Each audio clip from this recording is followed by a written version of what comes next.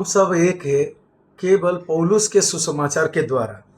गलाती 5:6 में मसीह यीशु में ना खतना और ना खतना रहित कुछ काम का है, परंतु केवल विश्वास जो प्रेम के द्वारा प्रभाव डालता है।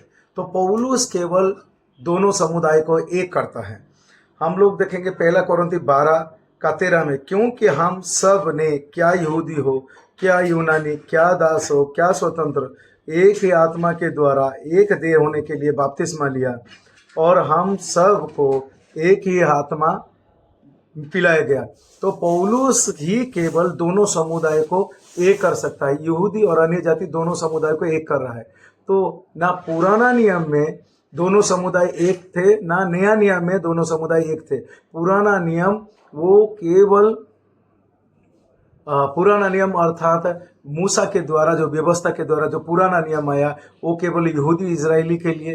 प्रभु यीशु के द्वारा धरती के सेविकाई में जो नया नियम आया, वो भी केवल यहूदी इजराइल के लिए है।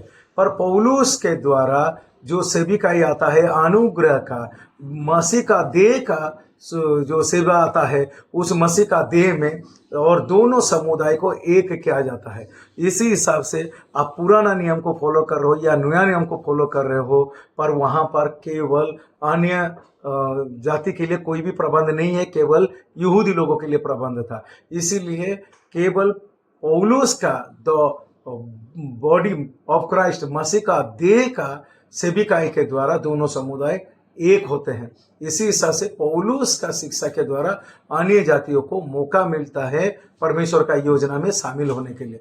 यही कारण से लोगों को समझने की आवश्यकता है कि पौलुस का शिक्षा हमें जोड़ता है। अगर पौलुस का शिक्षा को छोड़ देने से हमारे लिए कोई भी प्रबंध और योजना नहीं है। धन्यवाद।